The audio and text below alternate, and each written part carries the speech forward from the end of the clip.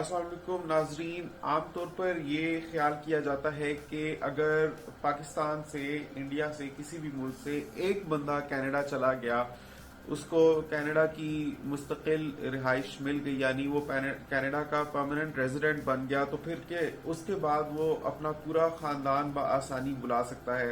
बस एक बंदे की जाने की देर है, फिर उसके बाद चाचा, मामा, ताया, भाई, बहन, खाला, माँ बाप, दादी दादा, बच्चे, सब लोग कनाडा चले जाएंगे। तो आज की वीडियो में मैं आपको ये क्लियर करूंगा कि किसको एक बंदा जिसको कनाडा की पीआर मिल चुकी हुई हो स्पॉन्सर कर सकता है और किसको स्पॉन्सर नहीं कर सकता। अस्सलाम वालेकुम नाजरीन, मैं हूं इंजीनियर बिलाल जफर और मैं बमा अपनी फैमिली के पाकिस्तान से कनाडा मूव हो रहा हूं। हम 4 लोग हैं और हमें कनाडा की कंफर्मेशन ऑफ परमानेंट रेजिडेंस मिल चुकी है और इंशाल्लाह 1-2 महीने में जब हम कनाडा मूव हो जाएंगे तो उसके बाद हमें वहां जाकर परमानेंट रेजिडेंस मिल जाएगी। हमारा कनाडा को सब्सक्राइब कर लीजिए क्योंकि इस चैनल पर हम आपको कनाडा की पीआर कैसे हासिल की जाए स्टेप बाय स्टेप वो बताएंगे और कनाडा दिखाएंगे। कनाडा में खास तौर पे कमाने के तरीके और बिजनेस करने के नित नए मौके आपको दिखाएंगे। तो सबसे पहले चैनल को सब्सक्राइब कर लीजिए। तो नाजरीन, आते हैं आज की बात की तरफ, आज के सवाल की तरफ कि जब एक बार एक इंसान को परमानेंट रेजिडेंस ऑफ कनाडा मिल जाती है तो वो अपने खानदान में से किस किस को स्पॉन्सर कर सकता है। अच्छा नाजरीन, एक बात सबसे पहले समझ लीजिए कि एक बार जब एक बंदे ने अप्लाई किया होता है for permanent residence of Canada किसी भी मुल्क से, तो वो अपनी एप्लीकेशन का प्रिंसिपल एप्लीकेंट होता है। मतलब कि मेन करता धरता वो होता है, वही मेन बंदा होता है, वही प्रिंसिपल एप्लीकेंट होता है। उस वक्त अपनी एप्लीकेशन में वो जिस जिसको शामिल कर ले वो उसके डिपेंडेंट्स बन जाते हैं। यानी अपनी फैमिली में, जैसे मैंने जब अप्लाई किया तो मैं प्रिंसिपल एप्लीकेंट था और मेरी बीवी हिना और मेरी दोनों बेटियां मेरे डिपेंडेंट्स थे, यानी एक प्रिंसिपल एप्लीकेंट और 3 डिपेंडेंट्स। फर्ज करें कि मैंने एप्लीकेशन लॉन्च करते वक्त या एप्लीकेशन जब मेरी चल रही थी, प्रोसेस हो रही थी, उस वक्त हिना को या बच्चियों को अपनी एप्लीकेशन में ना डाला होता, सिर्फ मैंने अकेले ही अप्लाई किया होता, इवन दो कि मेरी ये फैमिली होती, लेकिन मैंने इनको अपनी एप्लीकेशन में ना डाला होता, तो उस केस में खाली मुझे पीआर मिलती और बाद में मेरे पास ऑप्शन थी कि मैं अपनी बीवी और बच्चियों को स्पॉन्सर कर सकता। और स्पॉन्सर करने की कुछ शराइत होती हैं, यानी इंसान को डिक्लेयर करना होता है कि वो एक मिनिमम सेट इनकम से ज्यादा कमा रहा है एनुअली और वो कनाडा में रहता हुआ होना चाहिए, 18 साल से ऊपर का होना चाहिए, कनाडा का पीआर होना चाहिए कम से कम, यानी परमानेंट रेजिडेंट ऑफ कनाडा, शहरी हो जाए यानी कि सिटीजन हो जाए तो और भी अच्छी बात है, बहरहाल पीआर भी हो तो भी चलेगा।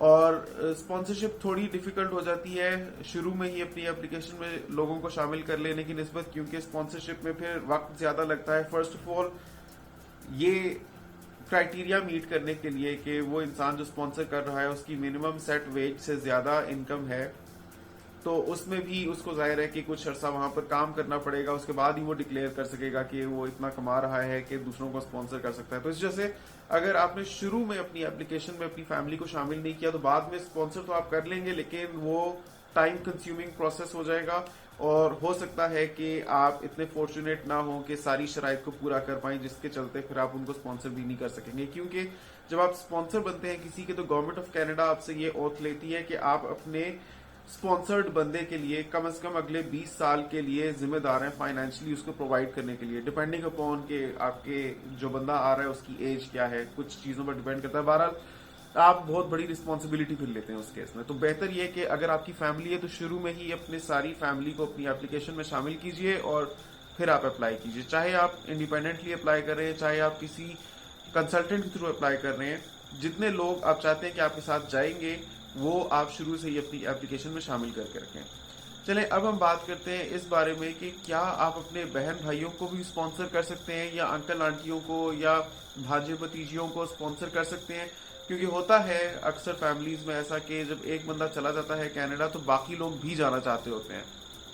तो उसके बारे में मैं आपको बताना चाहता हूँ कि कनाडा की गवर्नमेंट ने ये फैसला किया हुआ है کہ آپ جب ایک بار پرماننٹ ریزیڈنٹ بن جاتے ہیں تو آپ اپنے والدین کو اسپانسر کر سکتے ہیں، اپنے بیوی بچوں کو اسپانسر کر سکتے ہیں، اپنے دادا دادی کو اسپانسر کر سکتے ہیں.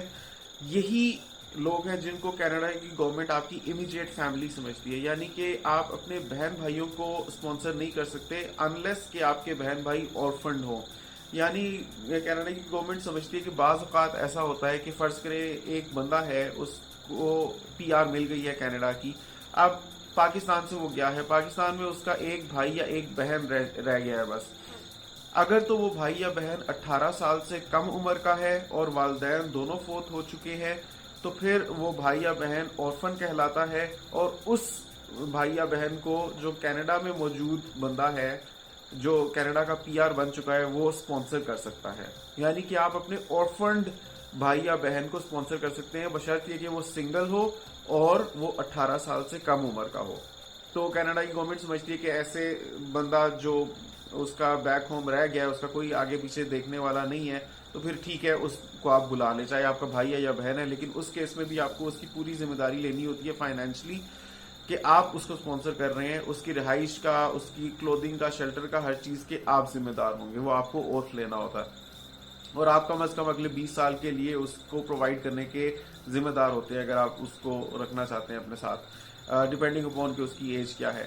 تو یہ ہے چیز کہ آپ اپنے صرف اورفنڈ بھائی یا بہن کو بلا سکتے ہیں. آپ اپنے ریگولر مطلب بھائی یا بہن جو 18 سال سے اوپر ہو یا جو میرڈ ہوں ان کو آپ اسپانسر نہیں کر سکتے. ہاں یہ ضرور ہوگا کہ اپنی سکلز کے مطابق فرض کریں اگر وہ ایکسپریس انٹری میں فیڈرل اسکلڈ ورکرز پروگرام کے تھرو اپلائی کرتے ہیں تو ان کو کچھ ایڈیشنل پوائنٹس مل جائیں گے کوالیفائی کرنے کے لیے ایز اے پی آر، کیونکہ ان کا ریلیٹو یعنی کہ آپ جو ان کے بہن یا بھائی ہوں گے پہلے سے کینیڈا رہتے ہوں گے.